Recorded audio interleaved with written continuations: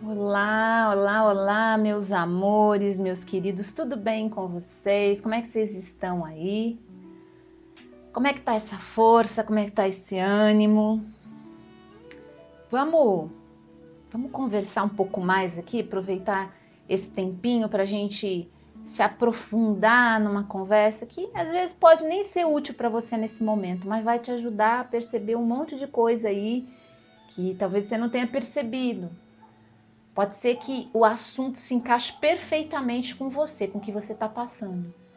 E aí também pode te gerar alguns insights, né? É difícil a gente falar em aspectos generalizados assim.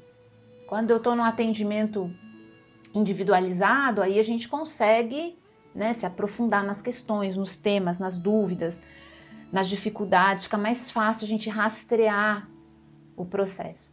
Mas o que eu gosto de fazer aqui é trazer uma perspectiva geral, sempre uso um pouco das minhas histórias, porque é delas que muitas vezes me sai inspiração, inclusive para expandir o meu trabalho também. E assim a gente vai trocando. O assunto desse episódio aqui do podcast veio lá do Instagram.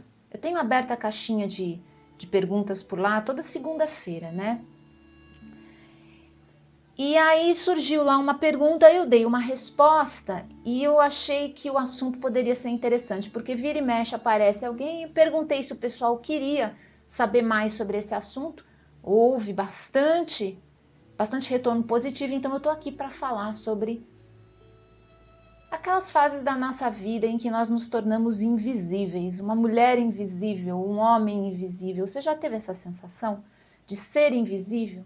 Parece que você está passando pelo mundo.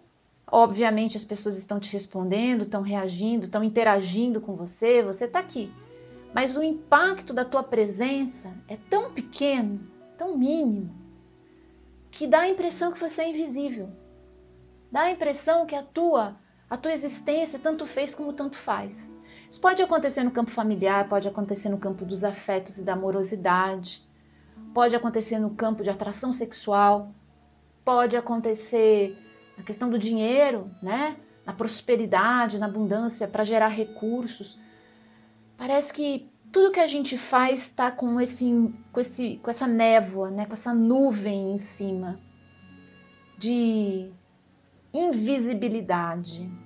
E por que eu estou usando essa palavra? É claro que ninguém é invisível, tá, gente? Ninguém é invisível. A gente está aqui nesse plano material, nós não somos invisíveis.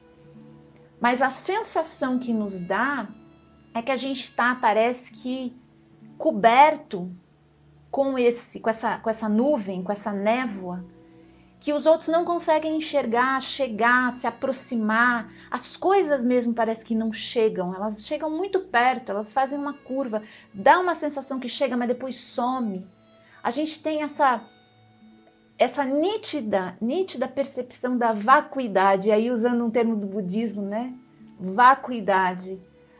Só que a gente tem isso nesse lugar emocional, nas sensações, nas percepções. É claro que a gente sabe que a gente não é o vácuo, né? A gente não é invisível, mas é como se o lugar que a gente estivesse ocupando no mundo fosse tão pequeno, tão frágil ou fraco, que não despertasse ou disparasse no mundo as reações que a gente gostaria.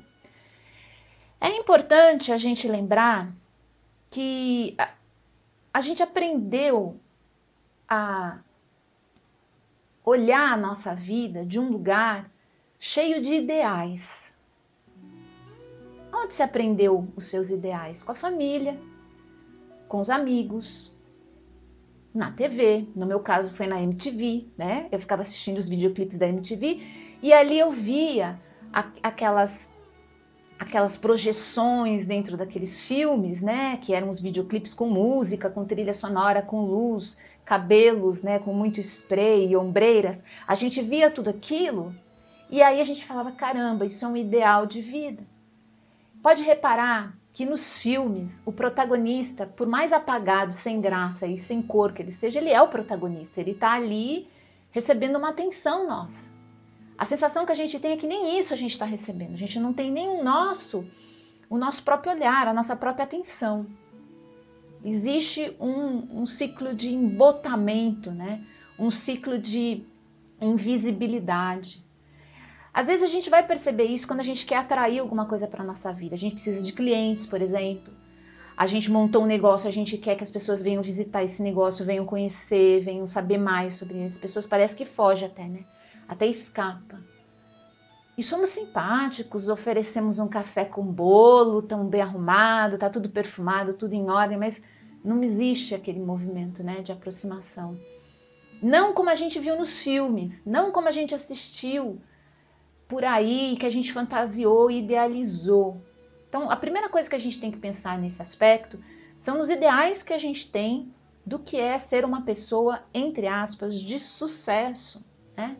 O que é ser uma pessoa de sucesso? É uma pessoa que tem muita opção, é uma pessoa que não precisa ir atrás, é uma pessoa que tem tudo na mão, é uma pessoa que nem precisa se movimentar, que a vida está trazendo, e está trazendo, e está trazendo. Essas pessoas existem. Eu diria menos do que pessoas, mas momentos assim existem. Mas a gente não tem muito controle sobre eles. Não tem muito como a gente determinar o quanto e quando isso vai acontecer. Isso pode ser um flash, isso pode ser uma semana, isso pode ser um mês. Isso está muito relacionado com estar na hora certa, no lugar certo. E para isso a gente tem que estar muito em conexão com a nossa intuição, com o nosso movimento interno, desconectado desses ideais, né? Então isso já é um ponto que vai para um outro lugar. Eu quero falar aqui a respeito dessa percepção de que somos invisíveis no primeiro momento e como a gente pode começar a trabalhar isso dentro da gente. Porque eu já tive alguns momentos ao longo da vida onde eu senti isso mais, de uma forma mais potente, assim, mais clara, né? Em outros em que eu senti menos. Mas a verdade é que quando essa sensação chega, ela é sempre muito incômoda, porque ela vem conversar com a sensação de fracasso que quase todos nós aprendemos, né, a cultivar desde pequenos. A gente percebe, sente isso nesse lugar de fracasso. Então, vamos lá, vamos voltar para a meninice. Eu não sei aí quantos anos vocês têm, mas quando eu era menina, lá com 10, 11, 12 anos, a gente tinha os bailinhos, né? A gente ia nos bailinhos dançar e não sei o quê. E eu era a mais alta de todas, eu sou muito alta, né? Quer dizer, eu não sou muito alta. Padrão no Brasil eu sou alta, assim, mas eu não sou muito alta. Tenho 1,74 m, mas eu era muito mais alta do que todas as meninas. Cresci muito rápido, os braços e as pernas cresceram muito mais do que o tronco, e eu achei que isso ia equiparar depois. Não equiparou, é assim até hoje. Então, assim, eu era aquela adolescente, parecia uma espiga, né, de milho, cheia de espinha, enfim. Chegava ali na festa com toda essa fragilidade da diferença com os outros. E aí começava a tocar as musiquinhas lá pra gente dançar, né? As musiquinhas lentas. Tinha a dança da vassoura, a dança das cadeiras, né? Isso era a minha época, não sei se isso, acho que não acontece mais, né? E aí era um tal de alguém chegar para conversar, alguém chegar para flertar, alguém chegar para convidar você para dançar. E que chato era quando isso não acontecia com a gente, né? Eu cresci muito dentro dessa sensação. Tinha dias que funcionava, tinha dias que não. E aí eu acabei desenvolvendo uma estratégia muito típica dos signos de fogo, né? Todos eles. Ser a pessoa legal, ser a pessoa divertida, engraçada, né? A que tem algo diferente para introduzir no grupo, porque afinal aí eu conseguia lidar com essa sensação de não pertencimento e de escolha, né? O outro não me escolheu, o outro não me chamou, o outro não se aproximou. E ao mesmo tempo a gente está ali naquela vivência em que tem um ou uma, um garoto ou uma garota, que são as estrelas, e quando eles chegam todo mundo vai em volta, todo mundo está ali. A gente sabe disso porque Hollywood aproveita dessa história o tempo todo. Mas isso acontece em ciclos muito pequenos. Lá na cidade do interior a gente vê isso mais ainda do que na cidade, né? Essa coisa das pessoas que são especiais, entre aspas, que recebem tudo isso. Então a gente idealiza que aquele lá é o modelo que eu gostaria de ser, minha vida ia ser muito mais fácil. Como eu não sou, eu vou criar outras ferramentas, outras habilidades. Veja só, naquela época eu era muito menina, eu não tinha condição ainda de fazer uma avaliação da minha essência, eu não tinha uma condição de perceber que eu estava carregando ideais muito pesados, que não é assim com todo mundo, que às vezes acontece porque essas pessoas estão correspondendo, né, ao sonho, à fantasia das outras e que a gente não precisa fazer isso. Quer dizer, isso eu falo hoje, com 46 anos, mas naquela época eu não tinha a menor ideia disso. E mesmo que alguém chegasse e me falasse, eu não ia querer. Eu queria ser a garota especial. Eu queria ser aquela que não ia passar pela rejeição, pela dor de ser rejeitada, de não ser escolhida, ou de ser escolhida e depois ser judiada, que aí é uma outra dor que vem depois, né? Eu não queria também aceitar isso. Eu queria ser essa pessoa que arrasa o quarteirão. E é normalmente desse lugar que a gente começa a criar mecanismos de defesa, como eu falei, dessa coisa de ser a mais divertida, a mais engraçada, que tinha ideias mais interessantes, a que estava sempre com um assunto, né? Tem outros que vão para o lado mais agressivo, desafiam mais, né? Criam mais problemas para entrar também nesse lugar de chamar a atenção. Ei, eu não sou invisível, eu estou aqui. Quais são os mecanismos aí que você criou ao longo da sua vida para aparecer de alguma forma? Todos nós criamos mecanismos. Às vezes o mecanismo é ser introspectivo, ficar no seu canto, ficar fechado, até ponto de gerar curiosidade no outro. É uma forma também de se amostrar, né? É uma forma também de ser diferente dos outros. Só que começa a acontecer uma coisa, que talvez tenha acontecido com vocês, como aconteceu comigo. Esse impacto inicial da amostragem que a gente faz desaparece rapidamente, porque isso não faz parte da nossa essência. Isso é montado para acontecer naquele instante. Então dura aquele instante, mas não faz parte de quem nós somos. E aí a gente não consegue sustentar desse lugar genuíno, espontâneo. Você já deve ter ouvido falar, né? Que as pessoas que atraem outras pessoas são as que são espontâneas, genuínas. Por quê? Porque elas vão conseguir sustentar isso por muito tempo. Não vai ser difícil, porque é a natureza delas. Agora, quando não é a nossa natureza, aí é complexo. Ou, às vezes, é a nossa natureza, mas a gente tem tanta resistência para viver a nossa natureza que também não fica nunca espontâneo. Sempre a gente vai colocar um monte de resistência na frente e a gente não consegue acessar o nosso melhor potencial, a nossa natureza. A gente fica acessando outros que são mais fáceis. Quantas vezes eu percebo isso muito nas mulheres, os homens também, mas eu percebo isso muito nas mulheres. As mulheres ficam estudando e tem diploma, e tem certificado, e tem formação, e tem experiência, e faz estágio, e faz tudo isso para conseguir se sentir um pouquinho mais segura, para se amostrar, para se expor, para se revelar. Aí quando vai, dura assim 2 dias, né? Você abriu o canal lá no Instagram, pôs a foto, aí os amigos tudo curte. Terceira foto, quarta foto que você põe, você já não tem mais tanta curtida. Aí pronto, você já começa. Quem é que está nesse momento avaliando a tua vida? É a menina, a que estava lá do lado da vitrola comendo fandangos presunto no bailinho. Não é você adulta. Não é. Isso é importante a gente lembrar. Quem está com a gente nesses momentos é aquela porção nossa que lá atrás começou a se armar, se proteger e se resguardar dessa sensação de invisibilidade. Por isso que eu comecei esse assunto aqui falando sobre isso, sobre a dancinha das cadeiras. Se você dançava com a vassoura, muito possivelmente ali tem um ponto inicial, talvez antes, na infância, se você teve muitos irmãos, você já começou ali uma disputa com eles para ver quem chamava mais a atenção do papai e da mamãe. E ali você foi perdendo, você não conseguia, você caía da escada, aparecia com um galo na cabeça, você quebrava o vaso da vovó, você tinha febre, vomitava, passava mal, tudo. Segurava a mamãe e o papai 5 minutos do teu lado, 10, 15. Passado aquilo, te esqueciam de novo. Era a sensação que a gente tinha, né? Muito possivelmente não.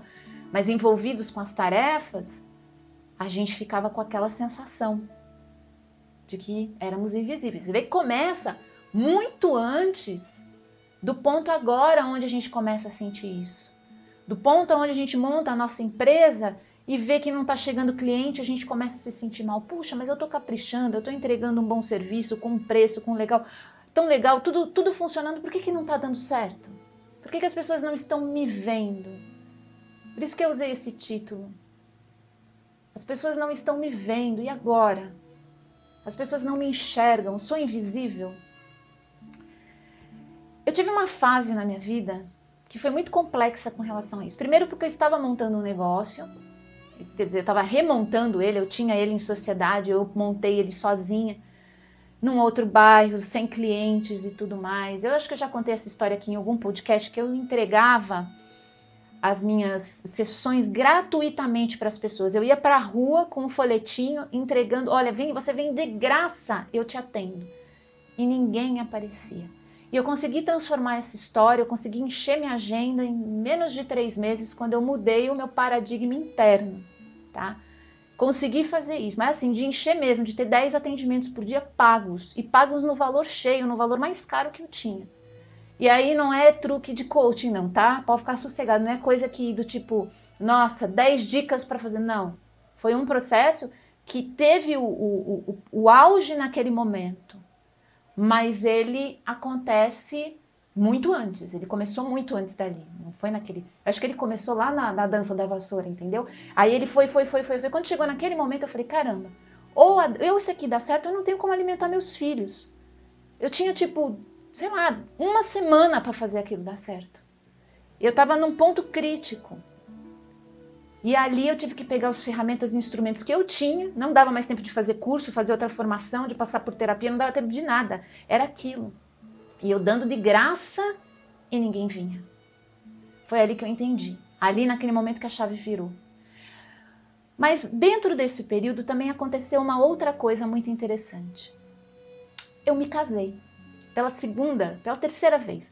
Na verdade, meu primeiro casamento não teve papel, né? Foi um casamento sem a parte legal. Que foi na verdade uma junção com o pai dos meus filhos. Durou pouco tempo, mas eu considero também um casamento. Depois eu tive um segundo casamento de igreja, véu, grinalda, cartório, tudo isso tal, que durou entre relacionamento e casamento 8 anos. E depois eu tive meu terceiro marido, que eu já estava numa outra fase da vida, né? Eu tenho esses blocos de vida bem separados, assim, cada bloco desse é um livro, dava para fazer uma trilogia, porque eu tive fases muito, muito claras, né? Na minha vida de crescimento, de expansão, de evolução, com muita história, por isso que eu tenho muita história para trazer aqui, né?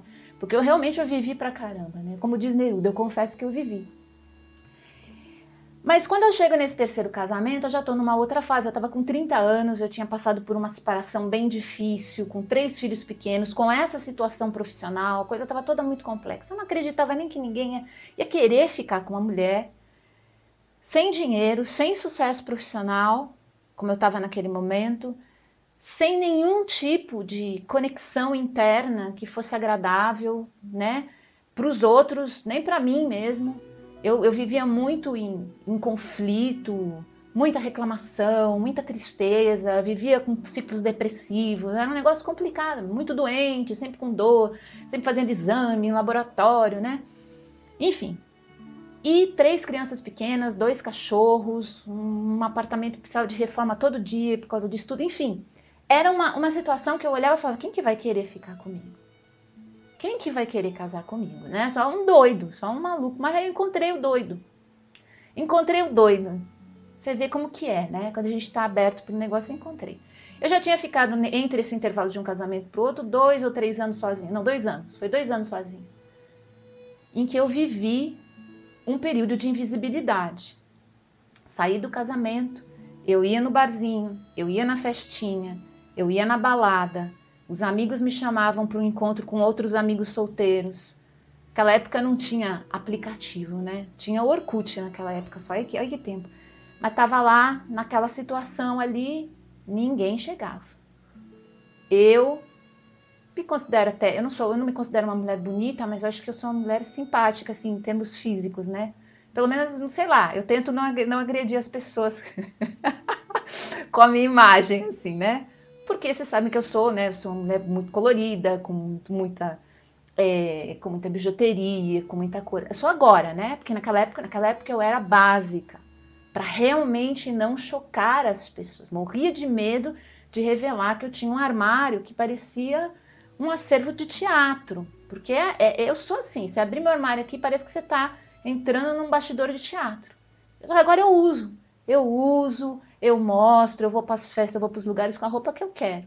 Naquela época eu ficava com muito medo de agredir as pessoas e me agredir através desse movimento, né? Então eu estava lá, com um brinquinho de pérola, uma blusinha, uma camisa branca de seda, toda comportada, né? Eu tenho um ascendente em Capricórnio, então você sabe, quando eu quero virar cabra, eu viro mesmo. Tô ali. Ninguém, nada. Aí eu ia lá para os livros, para os cursos. Eu já estava nessa época no espaço do Gaspareto. Eu entrei, as minhas primeiras incursões por lá foi por volta dos anos 2000, daí eu fiquei até 2005, num vai e vem, depois eu comecei a estudar. Aí eu comecei a ir no curso, vai na palestra, relacionamentos, como atrair o amor, como isso.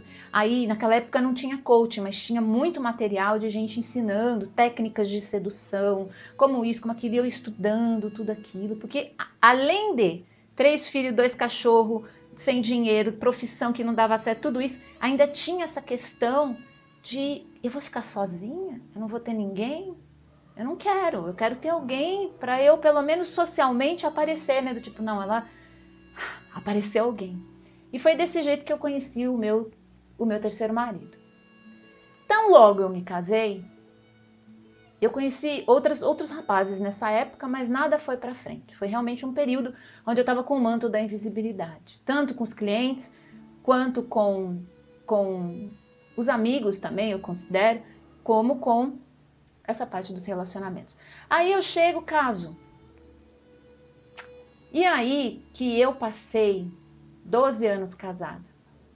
Desses 12 anos que eu fiquei casada, eu vou dizer para vocês que 11 anos eu não recebi uma cantada de ninguém. 11 anos. Aí você vai me dizer assim, mas Rita, você...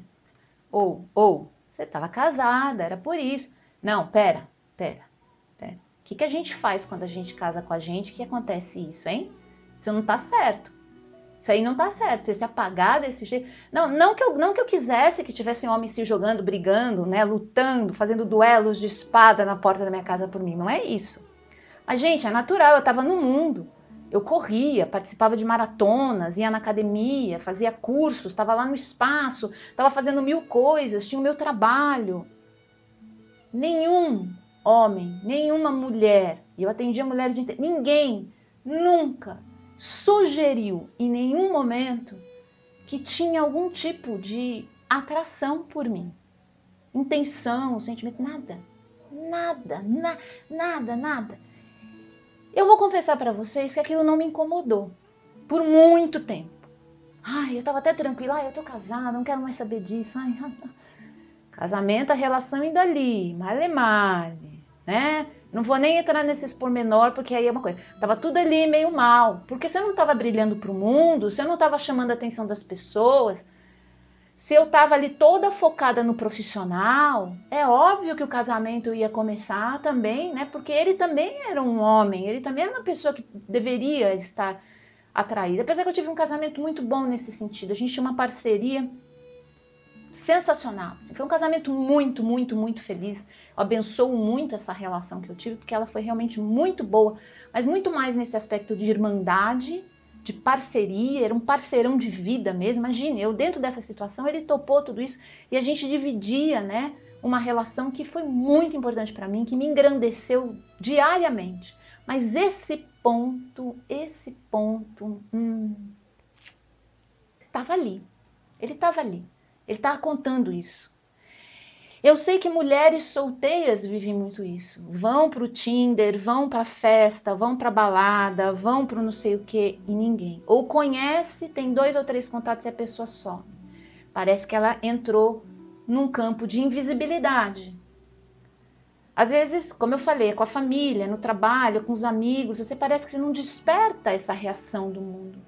Gente, é normal e natural a gente despertar a reação do mundo. Isso não é vaidade, tá? Eu sei que algumas pessoas podem estar pensando, você queria um monte de gente dizendo que você era linda, maravilhosa, eu quero sair com você, eu quero ficar com você, eu dou dinheiro para você ficar comigo. Eu falo, não, Gente, isso é um outro exercício, não é sobre isso que a gente está falando. A gente está falando sobre esse exercício de presença, de você chegar num lugar e você perceber olhares, você perceber que você existe de alguma forma. Você já foi numa repartição pública, onde ninguém te olha, que você fica ali, tem 200 funcionários, ninguém olha para você, porque eles são condicionados a não fazer contato visual, né? Então, eles não, porque se você olhou, já tem alguém ali que está faminto por atenção, né? Então, você fica ali horas com aquela senha na mão, esperando a tua vez de ser visto. Não é nem atendido, você vai ser visto. Às vezes a pessoa nem olha para você, ela continua no computador, né? Falei de repartição pública, gente, mas isso acontece também em repartição particular. Isso acontece também em instituições particulares, a gente sabe disso. É horrível, é péssimo. E isso é um sinal, não que a gente não tem valor, até porque o nosso juízo de valor tem que partir da gente, não tem que vir desses lugares externos, porque isso, né, oscila mesmo. Mas dá uma sensação que a vida está respondendo, ei, você quase nem existe mais, né? Você não desperta mais nada. Cadê o seu feminino? Quem dispara essa energia no mundo? É o princípio feminino de energia. O masculino vai lá e toma, chega e dá um berro na repartição, dá um grito, né? Roda a giraia, que nem o pessoal fala. Esse é o masculino. Para ter atenção, usa de estratégias, né? Que seja ser divertido, brincalhão, fazer as coisas pelos outros, entrar ajudando todo mundo. Isso é uma forma de estratégia para você não desaparecer no meio da multidão. Então você já chega ajudando as pessoas, você já chega, né? Não porque eu posso te ajudar, eu tenho uma dica, eu tenho uma sugestão. Vocês já encontraram gente assim, né? Que você mal começou a falar, a pessoa ou tá contando a história dela, ou ela tá te dando dicas, sugestões, ela tá querendo te ensinar alguma coisa, ela tem um livro, ela tem um vídeo, ela tem uma palestra para te contar que vai resolver a tua questão. Essa pessoa, ela tá pulando uma etapa da conexão porque ela tem uma insegurança imensa de que você não a veja com o valor que ela tem. Ela não tá fazendo isso para você, por você. Ela tá fazendo isso pela insegurança dela. Tenho que ser útil, tenho que ser importante, tenho que ter um valor, então eu vou mostrar o meu valor para essa pessoa. Tem gente que dá dinheiro, tem gente que se esconde, sai correndo, escapa, porque tem medo dessa interação e de tanto que vai ser roubado nessa interação. Não é o outro que rouba da gente, é a gente que, sem perceber, está entrando nas relações com essa cabeça. Para ser amado, quais são as coisas que você tem que fazer? Quais são as coisas que você hoje condicionadamente faz? O que você entrega para os outros sem os outros ao menos pedirem para você ser amado? Você aprendeu com a mamãe? Você aprendeu com o papai? Aprendeu com a titia? Com quem que você aprendeu esse ciclo de eu tenho que entregar alguma coisa para essa pessoa gostar de mim? Quando a gente está entregando coisas, a conexão às vezes deixou de existir, tá? Só lembrando. Enquanto a gente está entregando coisas, a gente está fazendo coisas, às vezes a conexão afetiva e amorosa, que é o que as pessoas mais buscam, deixaram de existir. Quantas vezes lá na repartição pública você lembra daquela funcionária que te olhou nos olhos e passou para você uma energia de conexão? Ela não resolveu o teu problema, ela não fez nada, às vezes ela pegou um cafezinho e te trouxe. Caramba, como aquilo acolhe. Porque nós somos carentes disso nesse mundo. As pessoas estão trocando o tempo inteiro. Muitas vezes é só esse jogo de defesa. Eu cumpro a minha parte, você cumpre a sua, tá? E aí as coisas ficam vazias. Dentro das relações afetivas e amorosas, como eu falo, dentro do meu casamento, a gente tinha uma intimidade muito grande, a gente tinha uma troca muito grande, a gente tinha planos, a gente era realmente uma parceria de força, de alegria, de prazer.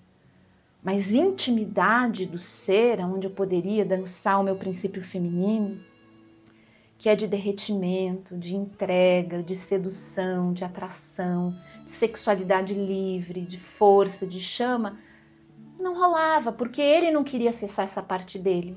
Então, quando eu tentava acessar essa parte em mim, ele esquivava, ele se mostrava incomodado. Então a gente criou uma outra forma, quer dizer, a gente não, eu criei uma outra forma de me relacionar, porque eu percebi que para ele isso era incômodo. Ele não queria esse aprofundamento na relação.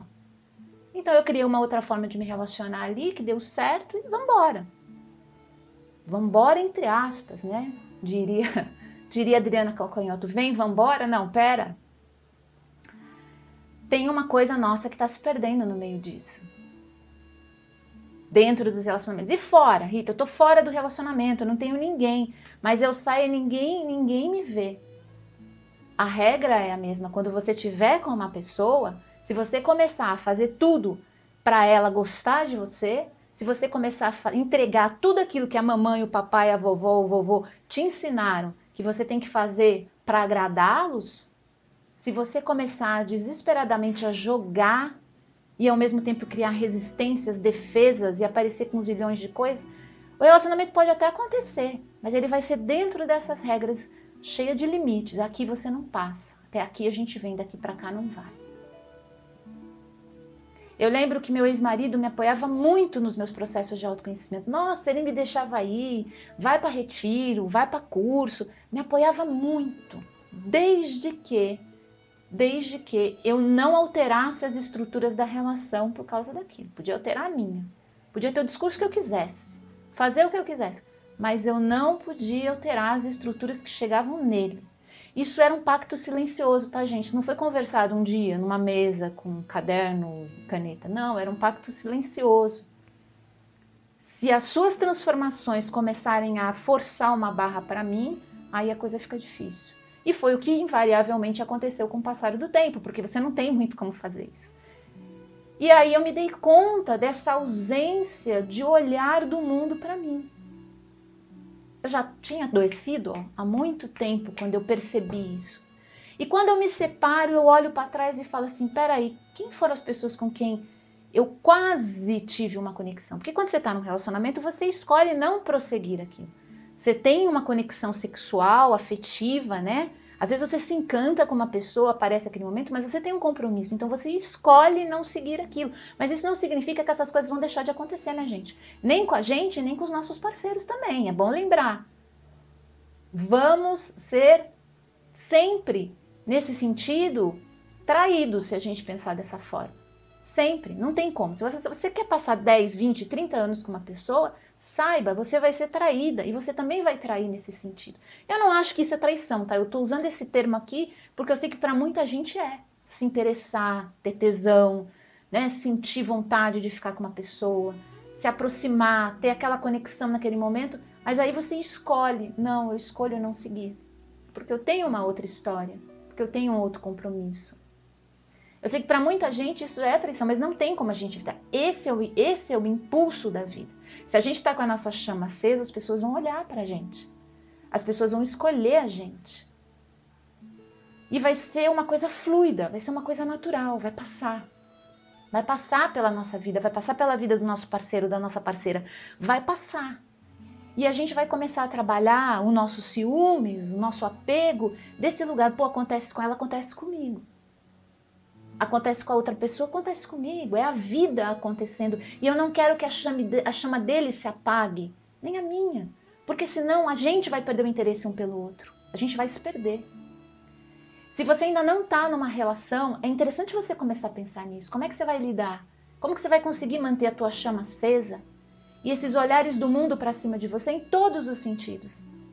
Porque muito possivelmente você, assim como eu, você chegou e está aqui até agora, você foi ensinada a temer a sua sensualidade, a tua sexualidade, o teu poder, as tuas asas imensas, a tua força, teu brilho. Te ensinaram que até morta você poderia ser. O sistema está aí todo dia com um monte de notícias nos mostrando.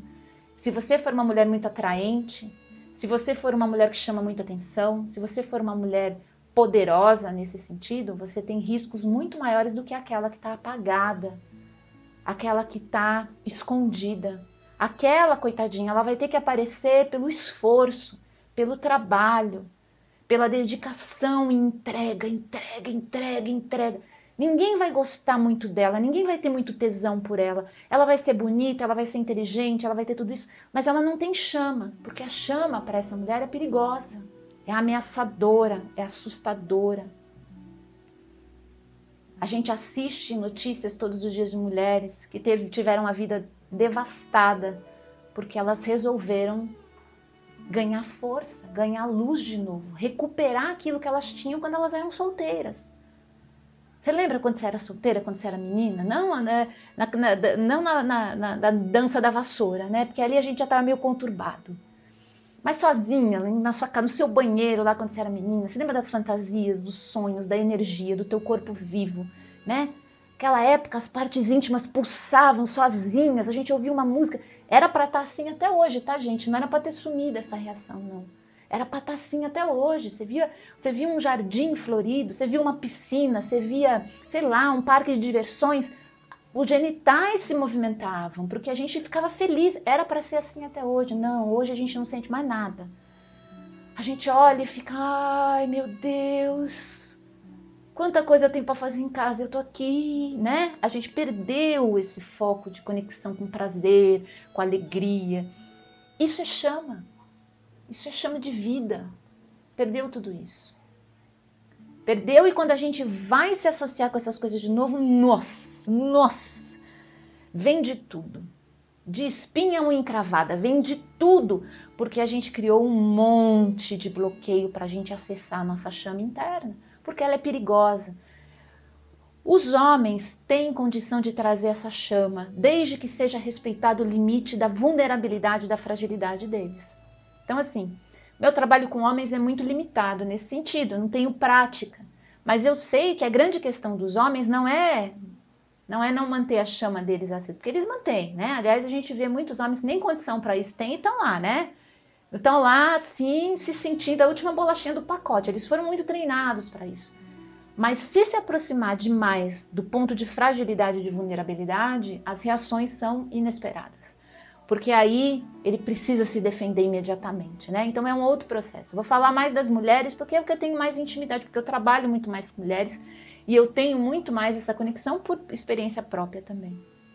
Nós mulheres sentimos medo. Eu lembro uma vez, gente, eu vou contar para vocês. Nessa época mesmo, quando terminou meu casamento, eu fiz um trabalho de postura, né, para melhorar minha postura. Minha postura era de uma mulher apagada, né? Era de uma mulher que ninguém via, uma mulher que não despertava tesão. Era a minha postura, era essa.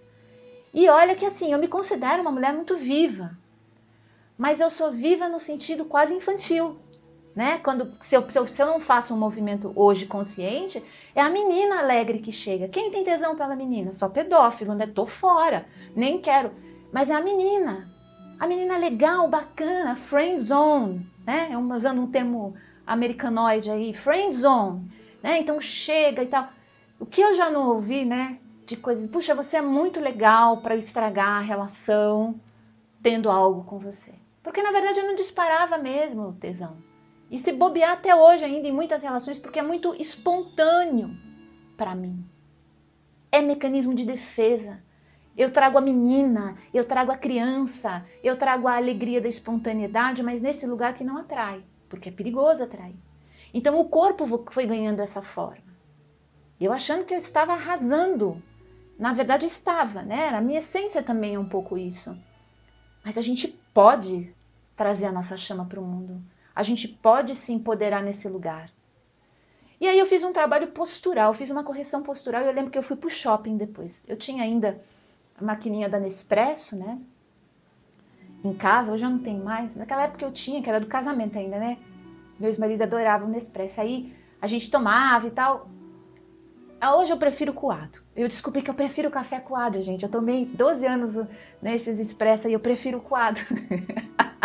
Aí eu fui comprar umas cápsulas na Nespresso. Saí do trabalho postural e fui lá no shopping. Cheguei lá no shopping, você entra na Nespresso, aquele monte de homem bonito, né? Solteiro, minoria, mas estão ali olhando, tomando café, né? Ainda mais aqui onde eu comprava, que é uma área empresarial, aqueles homens em horário de trabalho, né, com a testosterona lá no alto, porque chega em casa com a família, a testosterona cai, desaparece, né? Só no elevador, na hora que tá subindo para o apartamento, a testosterona já vai caindo. Isso aí é problema dos rapazes, né? Isso aí eles têm que resolver. Mas aí tô eu lá naquele horário de almoço, então imagina, a testosterona tá no alto. Aí vou entrando para comprar um café e eu tinha feito todo aquele trabalho e eu acho que o meu corpo estava vibrando uma energia de muita atração. Eu estava muito atraente, estava muito sedutora, né? Eu não tinha percebido. Eu entrei no negócio e de repente um monte de gente começou a olhar e vinham os vendedores, eles ficavam meio hipnotizados assim. E eu comecei a reparar, gente, o que aconteceu? Será que tem alguma coisa errada comigo? Primeiro eu olhei no espelho para ver se não tinha maquiagem borrada. Eu falava, não, tem alguma coisa estranha. Será que eu tô cheirando mal? Será que tem... A primeira sensação foi isso. Eu fui procurar alguma coisa que poderia estar esquisita. Meu cabelo, o rosto. Aí eu me liguei, eu falei, não, eu acabei de fazer um trabalho postural. Meu corpo tá aberto para receber. Meu corpo tá convidando as pessoas para chegar. Mas aquilo, gente, era tão estranho para mim que eu primeiro achei que era uma ameaça ou um sinal de que alguma coisa estava errado. Eu parei para tomar um cafezinho lá no fundo, que eles dão umas amostras ali para a gente experimentar. Eu fui ali tomar um cafezinho no fundo e teve um homem, o homem ficou me, assim, né, horário de almoço, né, das empresas. O cara ficou me mirando assim, mas ele ficou com uma coisa, né, tipo, tenho 15 minutos só para você. vamos correr com esse negócio. Mas ele estava naquela coisa, ele não tirava o olho. Gente, eu comecei a ficar com medo. Mas com medo daquele homem, que eu falei, cara, eu vou sair da loja, se esse cara me seguir, e se esse cara for no estacionamento na hora que eu for pegar o carro, me jogar, eu fiquei pensando isso, juro pra vocês, ele vai me jogar dentro do carro, vai me bater, vai me violentar, e eu não vou poder falar nada, porque eu tava provocando ele com o meu corpo, com a minha energia, com a minha imagem. Foi questão de 5 segundos, essa novela toda dramática que eu tô contando pra vocês. Mas eu sei que tem gente aí que também tá nisso. Também tá nisso. É muito rápido. Às vezes o nosso medo não é de agressão, às vezes o nosso medo é de se envolver afetivamente e depois essa pessoa desaparecer. A gente dá o nosso melhor para ela e essa pessoa depois não dá valor e ir embora. É um medo muito forte. É uma sensação de impotência muito grande. Eu sei que na hora eu senti o meu ombro fechando, os joelhos apertando, a cabeça baixando, uma corcunda aparecendo atrás, eu virei uma tartaruga. Entrei no meu próprio casco ali. E eu saí daquele café pensando nisso, né? Eu tenho medo da minha própria luz. Eu tenho medo da minha própria energia. Hoje eu não tenho mais, gente, mas eu aciono ela quando eu quero, na hora que eu quero, no momento que eu quero. Tem hora que não, tem hora que eu não me sinto confortável. Mas hoje eu não me sinto... Isso foi um exercício de posse, gente, que é muito maior do que qualquer processo que vocês podem imaginar. Porque é um momento em que você entende, eu posso aparecer.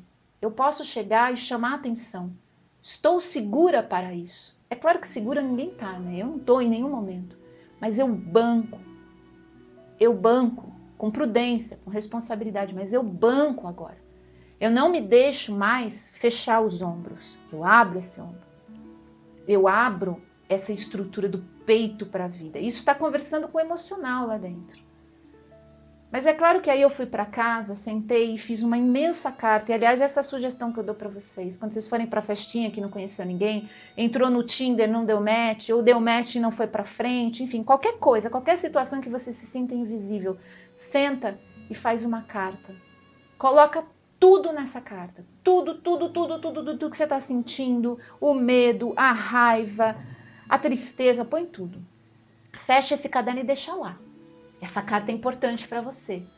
Essa carta é muito importante para você. Porque depois, no dia seguinte, ou num dia que você já estiver numa energia diferente, porque se você estiver nesse buracão da invisibilidade, você sentindo isso, você vai ficar se vitimizando e aí você não vai conseguir sair desse lugar. Quando você estiver num momento melhor, você volta para essa carta. Vai com uma caneta dessa marca-texto e marca todas as vezes que você repetiu alguma crença. Não posso. Não mereço, não sou capaz, não tenho, ou sou feia, sou deselegante, sou pouco educada, sou burra. Marca tudo isso, marca esses pontos de crenças. E pega um papel e escreve do lado o oposto daquilo. Sei lá, você escreveu: ninguém gosta de mim porque eu sou feia, porque eu sou gorda, porque eu sou magra. Né? Porque vocês sabem, eu sempre fui magra a vida inteira, mas eu tenho essa ideia de que eu não atraía os homens porque eu era muito magra. E o que acontecia quando eu atraía um homem? Ele virava para mim e falava: uai, você não come não, filha, você é muito magra. Era a primeira coisa que eles falavam. Todos, até hoje. Quando o cara, só que hoje eu dou risada disso, eu falo assim, não, eu como, mas eu gosto de ser magra. Né? É a mesma coisa daqui, é mais gorda. Então chega o outro e fala assim, não, mas você não para de comer não, criatura, sabe? A gente atrai esse tipo de situação por conta das nossas crenças. Então, aí você marca tudo. Você marca tudo. Tá tudo lá. Faz um movimento oposto. Com essa lista das ideias que você idealizou, porque o oposto é o ideal daquilo que você não é. Não é essa lista aqui, você vai perceber qual que é o ideal oposto que você tem. Que é o ideal que lá atrás te passaram do que é certo. Ou que você viu, assistiu e concluiu sozinha. Eu concluí sozinha que uma mulher cheia de curvas, né? Bem generosa de carne, né? Eu acho lindo, eu gosto de mulher bem grande, com curvas, com dobras, né? Com coxa grande, bunda grande, né? Eu gosto disso. Eu aprendi a identificar nisso um símbolo de fertilidade, de pulsão de vida. Aí eu olho no espelho, minha mãe, eu já vejo a dona Mercedes lá atrás falando, tu parece um grilo, minha filha, com essas pernas finas, esses braços finos, é um grilo. E aí eu olho, qual a ideia que eu tenho de mulher maravilhosa, sedutora? É aquela mulher grande, avantajada, cheia de carnes, né? Aí eu olho para mim um grilo. Olha os dois extremos, o grilo, eu nem sou o grilo e nem sou essa outra ponta, eu sou eu dentro desse lugar. Tá entendendo a força desse eu que a gente precisa encontrar nesse momento? Quais são esses pontos? A gente precisa ter noção do que a gente idealiza e do que a gente de fato sente dentro desses momentos. Lembrando que o que a gente sente dentro desses momentos não nos define e nem define a nossa autoestima, tá bom? Você aí que quando lê essas cartas fala, caramba, eu não tenho autoestima nenhuma. Pera. Isso não é a sua autoestima. O que você escreveu ali não é o seu juízo de valor real. É o momento em que você se sentiu invisível. É um momento em que você está tentando conversar com a família e ninguém te ouve. É um momento em que você está no trabalho e o fulano que entrou semana passada está sendo promovido no teu lugar depois de tudo que você fez. O que você sente nessa hora? Tá aí uma chave importante para você perceber quais são os ideais que estão te escravizando. Porque o erro não está nisso aqui que a gente sente na hora que está lá, são os ideais. Os ideais que a gente alimentou. Entender os ideais românticos, padronizados, automatizados que a gente carrega, vai nos ajudar a perceber no nosso movimento de autoconhecimento um ponto do meio. Porque, assim, vai ter dia que eu vou olhar e falar, tu é um grilo mesmo. E vai ter um dia que eu vou olhar e falar assim, nossa, ele tá com uma carninha a mais aqui, ó, aqui, né? Eu vou olhar, eu vou ver essa outra ponta. Eu vou ver essas duas coisas. Qual dessas duas é real? Nenhuma dessas duas. O real sou eu, que estou no meio disso. E é de posse desse real que você vai acender tua chama. E você vai bancar essa chama acesa. Não tem como falar de trabalhar esse manto da invisibilidade em qualquer situação se você não bancar, manter tua chama acesa. Porque você vai para a família, agora eles vão me ouvir, agora eles vão ter que prestar atenção no que eu vou falar, porque eu vou dizer toda a verdade agora. Mas você não banca.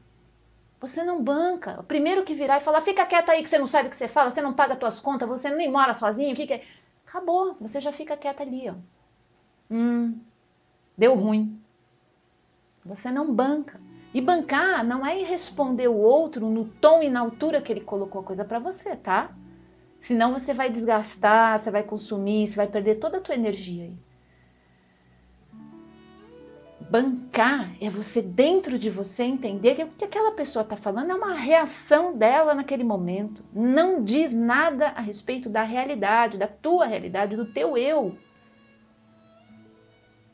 E daquela forma, quando ela não mais acionar os gatilhos que ela acionava antes em você, é que a coisa começa a acontecer. Nunca mais voltei na Nespresso, né, gente? Porque entreguei a maquininha, voltei a fazer o cafezinho coado que eu gosto.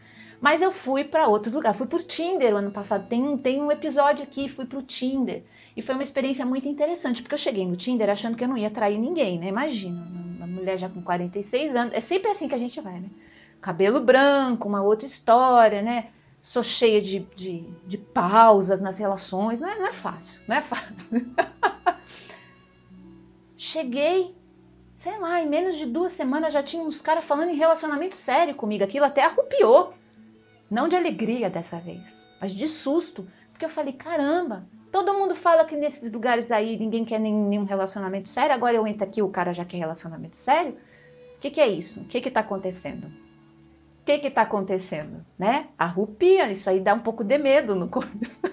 Você vê que a história do medo tá sempre com a gente. E por isso que eu tô contando a minha história aqui, minha experiência, para vocês lembrarem que essa coisa do medo vai tá, ela é natural, ela tá contando pra gente quais são os nossos ideais internos, quais são as crenças e valores que a gente sustenta do que seria o ideal. Que porcaria esse monte de ideal, né? Porque isso não quer dizer nada. Um cara chegar para você e falar assim, olha, eu não quero compromisso com você. Ou um cara chegar e falar assim, olha, eu quero compromisso com você. O que significa para mim isso? Esse cara lá cheio de decisões e não decisões. De verdade, pro meu eu, nada. Nada. Eu tô para mim. Eu tô aqui com a minha energia. O outro, eu não posso idealizar ele dentro de uma forma, porque ele vai se manifestar de formas diferentes. Isso não vai falar sobre mim. Não vai falar sobre o meu valor. Mas é claro que a gente reage. E muitas vezes a gente age com medo, com agressividade, porque está mexendo com alguma coisa dentro da gente que conversa com aquilo. Aí eu parei, quando eu percebi, eu falei, não, eu tô com medo. Porque eu achei que eu ia chegar aqui, que pouquíssimas pessoas iam falar comigo, que essas pessoas iam se mostrar desinteressantes. E tem, tá? Não vou falar que não tem bastante gente, mas não foi isso que aconteceu. E aí eu não estava preparada. Aí não, vamos pensar nisso. E foi de um extremo valor, porque eu fui percebendo coisas a respeito de mim, no meu estado livre, tá? Aí longe dos ideais e das crenças e valores negativos.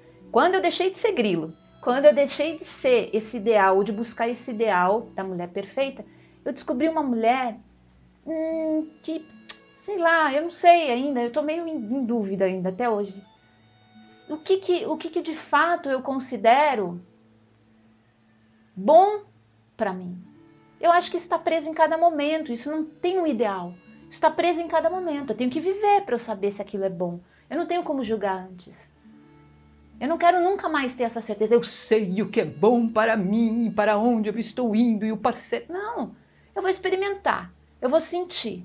Mas não é isso. Eu gostaria que fosse mais assim. Uma conversa empática com o outro, eu posso colocar isso. O outro fala assim, não, isso para mim não funciona. Então, beleza, os nossos caminhos se separam. Mas, Rita, e os afetos e a amorosidade, como é que fica? Fica ali no mesmo lugar de pulsar vida, com constância. Eu gostei, gosto, vou continuar em conexão de amizade com aquela pessoa, mas eu me dou hoje essa liberdade de poder experimentar muitas histórias, experimentar muitas situações. E se algo não bater comigo, eu expresso, eu conto, eu falo e sigo a vida. É perigoso viver, né? Já diria Riobaldo em Grande Sertão Veredas. Viver é perigoso, mas é nesse risco que a gente vai entendendo que sim, vai ter dia que a gente vai dançar com a vassoura, vai ter dia que a gente vai ficar sem cadeira para sentar no bailinho, vai ter dia que a gente vai passar mal com fandangos presunto. Vai ter dia que o cara da vitrola não trouxe os seus LPs favoritos e você não vai ouvir, né, as músicas que você mais gosta para dançar. Mas vai ter o dia em que você vai dançar muito sozinha. Vai ter o dia que você vai dançar com alguém. Cada dia é um dia. Eu não sei exatamente o que é bom para mim. Eu sei o que é bom para mim dentro de cada momento que eu estou vivendo. Eu sei que para muitas pessoas que buscam estabilidade, essa ideia passa longe demais do conceito que carrega. E tá tudo bem, você não precisa ter esse mesmo momento. Eu tô num outro momento. Já tive 3 filhos, 3 casamentos, tô numa outra história, tô numa outra fase. Mas eu gosto de lembrar vocês que vocês vão chegar num momento assim também, em que vocês vão se permitir viver as relações desse lugar genuíno, livre dessas construções. E aí eu volto a lembrar, relacionamento afetivo e amoroso não é a mesma coisa que um casamento, que um pai e uma mãe com filhos. Isso é uma construção que precisa ser pensada numa base diferente dos afetos e da amorosidade. Tem que ter afeto e amorosidade? Sim, é claro, é bom, a gente busca, né? Mas é muito melhor você construir um casamento, a estrutura de família com uma pessoa que tem uma parceria forte, que vai ser teu irmão, teu amigo, teu colega, vai ser um sócio bacana naquela empreitada, que não vai te desamparar no meio do período ali, né? Porque o afetivo e o amoroso se rompeu, ele foi para um outro lado, ele te deixa na mão. Para a gente não construir histórias assim, a gente tem que estar bem com o pezinho no chão. A gente pode ter afeto, pode ter amorosidade, mas o pezinho tem que estar no chão na hora de fazer uma construção dessa. É totalmente diferente dessa situação que eu estou falando para vocês agora. Aonde a minha construção é o momento, é a relação, é a troca. Vai chegar a hora em que essas outras construções vão ficar mais livres e aí você vai perceber que a chama se mantenha nisso. Até dentro de um casamento onde existe uma construção de ser pai, mãe, de ter filhos, construir um patrimônio, até dentro dessas relações dá para manter essa vida afetiva e amorosa com muita intensidade, mas sempre desse lugar genuíno de que cada dia é um dia novo. Não dá para ligar no automático. Não dá para colocar no piloto automático ali e ir tocando a vida como se aquilo fosse se manter sozinho. De jeito maneira, gente. A chama do relacionamento apaga, assim como a nossa. Quando a gente vê, como falava o meu mestre Gaspa, a gente vira um saco de batata. Sabe saco de batata? Você põe e ele toma a forma do lugar onde ele ficou? É isso. A gente vai virar aquele saco de batata sentado no sofá assistindo série. A gente não tem chama, a gente não tem brilho, a gente não seduz, a gente não atrai, a gente está ali na expectativa que o outro ainda estimule a gente a ser alguma coisa melhor. É nossa responsabilidade isso. E eu acredito que dentro dessas construções mais estáveis e materiais que a gente vai precisar fazer, dá sim para manter essa conexão afetiva e amorosa de brilho, de chama. Mas isso é lá no comecinho, no primeiro encontro, no segundo encontro, que vocês começam a entrar nessa conexão. E aí assunto para um outro dia. Aliás, eu acho que eu já tenho bastante episódio aqui sobre isso, sobre a construção das relações no nível energético, né? Quanto a gente pode começar a abrir esse espaço de afeto e de troca para que ele não dependa dos fenômenos, do que o casal faz para ele continuar acontecendo. Mas sim de investimento e atenção e conexão diária ali. A gente tem que alimentar essa relação todo momento. Então é difícil a gente saber o que é bom e o que não é, né? Já que a gente vai ter que ter esse envolvimento diário e constante, vamos sentindo cada momento. Vamos experimentando cada momento. E a gente vai percebendo que desse lugar, a troca afetiva e amorosa, ela fica rica, ela fica criativa, ela fica fértil. Ela não precisa mais de um termo sério, relacionamento sério, uma troca compromissada, naquelas bases rigorosas. Não, ela acontece nessa força da vida. Mas para a gente entrar nessas relações, para a gente conduzir e orientar a nossa energia dentro dessas relações, desse lugar de sabedoria, a gente tem que bancar quem a gente é. A gente tem que ter conexão com quem a gente é, nem com o grilo e nem com as carnes lá, a gente tá no meio, né? Essa conexão é importante e junto com isso a gente tem que bancar quem nós somos, bancar nossos medos, nossas fragilidades, as crenças e valores que vieram da infância. Aí a gente vai mudando tudo isso, a gente vai trazendo, incorporando coisas mais amorosas, mais generosas. É aí que a gente percebe que o manto da invisibilidade nunca existiu. O que aconteceu, energeticamente falando, é que a gente se apagou. Literalmente. E a gente apaga pontos específicos. No meu caso, minha vida profissional ainda estava fluindo. Não tão bem quanto é hoje, porque quando você toma posse da tua chama, e aí você faz e acontece do jeito que você quer, na hora que você quer. Mas lá naquele momento, não. Era tudo muito sofrido. Nossa, era muita gente para atender, para conseguir cobrar um pouquinho, para fazer tudo pouquinho. Porque eu tinha essa mentalidade de que eu não merecia muito. Eu não merecia despertar essas coisas todas, eu não merecia. Eu ainda tinha que ficar com um pouquinho, porque com um pouquinho eu conseguia lidar, eu evitava o problema, entende? Imagina isso no campo energético pulsando, gente. É claro que isso não passa no campo consciente, eu não estou comendo e estou pensando isso, está no inconsciente. Menos atenção, né? Agrada mais as pessoas, não chama tanto atenção, não dispara esse risco, né, de ser agredida, de ser violentada, de ser rejeitada, não dispara isso. Fica na sua, fica quietinha, fica pequenininha, fica menorzinha, né? Deixa as coisas acontecerem assim, enquanto você tá ali meio apagada. Esse é o tal do manto da invisibilidade. E realmente a gente vai começar a criar um afastamento. As pessoas nem vão ver isso na gente. Elas não vão ver aquilo que a gente está tentando mostrar. E não é porque a gente não tem valor, não é porque a gente não é competente, não é porque a nossa energia é ruim, não é porque a gente está no lugar errado. Pode ser também, mas não é só isso. É porque lá no fundo a gente está distante demais da gente, do nosso valor real. Porque é isso que as pessoas compram. As pessoas compram a nossa conexão com a gente mesmo, a nossa conexão com o que a gente faz, a confiança. As pessoas compram porque elas percebem essa chama por trás do que a gente está fazendo. Pode ver o tanto de coisa que você já comprou que você nem usa, que está aí na tua casa, porque você sentiu uma chama acender na hora que você viu aquilo. Quem sustenta a chama daquilo? Quem criou aquilo? Quem banca aquilo?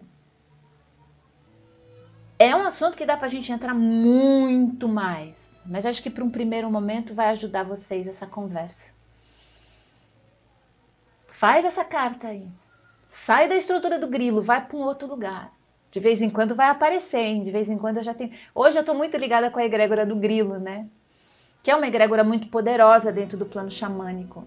E eu abençoo muitas vezes quando eu tenho essa sensação, nossa, está parecendo um grilo com essa roupa, né? Porque essa coisa fica, né?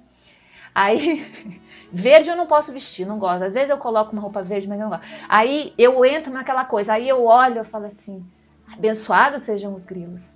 Né? Os grilos cantam, né? Eles cantam alto pra caramba, cigarra, quem mais? Os pirilampos gritam alto pra caramba. É pra chamar atenção. É pra chamar atenção mesmo que a gente tá aqui. Fiquem bem aí. Um excelente dia para todos vocês, uma excelente semana e que os nossos trabalhos cresçam e se expandam cada vez mais, viu? Semana que vem eu tô de volta, se der tudo certo, semana que vem tem mais um episódio aqui. Até a próxima, meus amores, obrigada pela atenção.